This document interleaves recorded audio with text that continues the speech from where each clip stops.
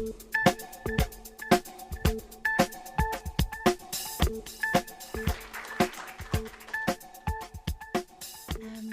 a real pleasure to be here. I've been away from Montreal for the last 8 months, and I thought for homecoming I wanted to do something a bit more of an experiment, so I've tried to evoke landscapes of mind and state of mind through both the visual and the textual and the spoken.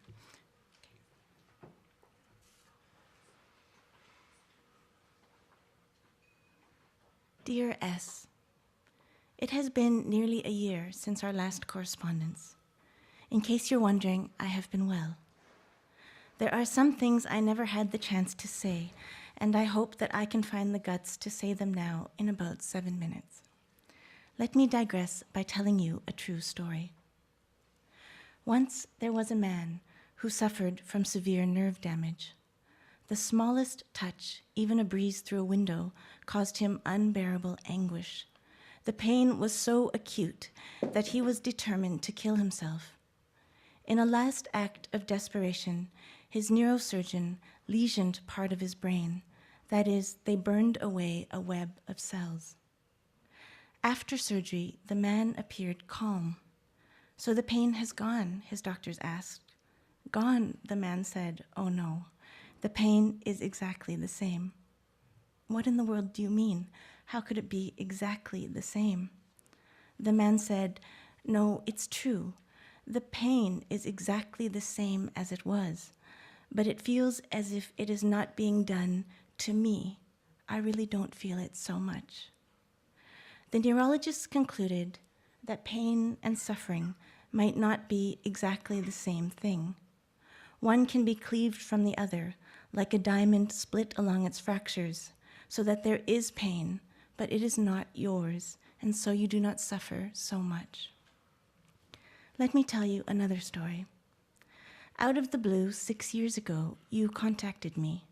We had barely corresponded before. You wanted a place in Montreal to finish writing your novel. You wanted my apartment. You were an exciting, brash young woman, a successful young novelist, and I wanted to help. I never imagined that letting you into my private sphere could bring about such pain. The last time I saw you in person, I was in a room on the 6th floor of an art gallery in Toronto.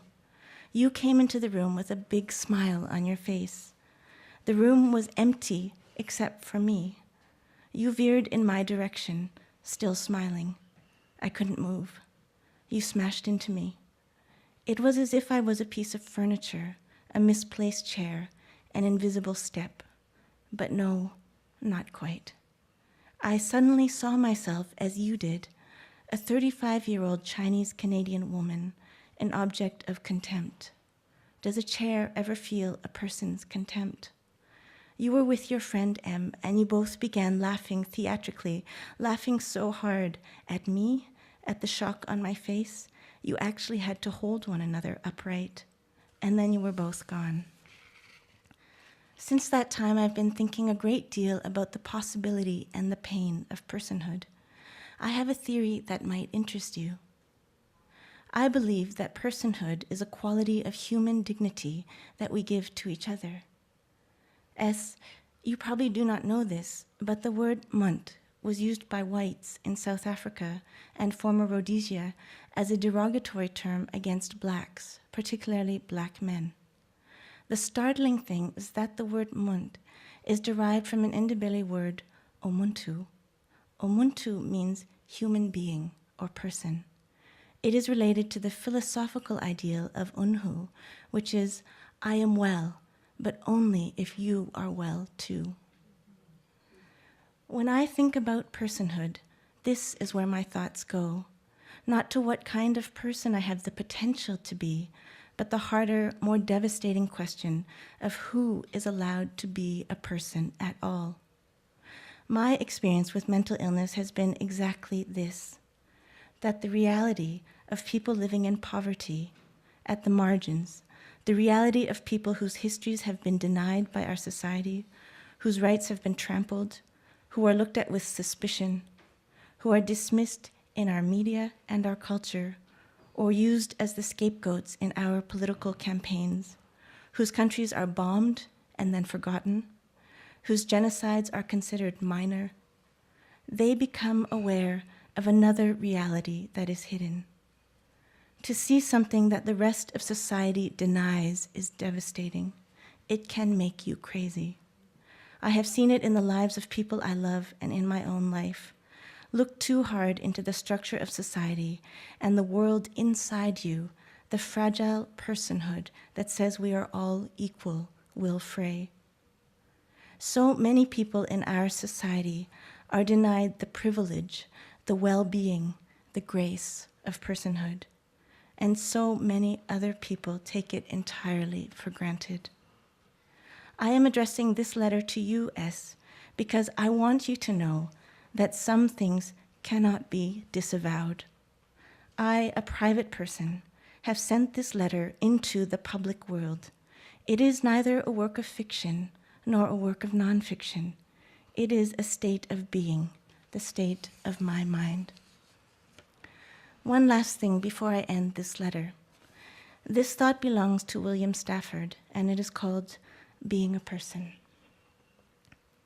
Be a person here. Stand by the river, invoke the owls. Invoke winter, then spring. Let any season that wants to come here make its own call. After that sound goes away, wait. A slow bubble rises through the earth and begins to include sky, stars, all space, even the outracing, expanding thought. Come back and hear that little sound again. Come back and hear that call. Suddenly, this dream you are having matches everyone's dream, and the result is the world. If a different call came, there wouldn't be any world, or you, or the river, or the owls calling. How you stand here is important. How you listen for the next things to happen. How you breathe.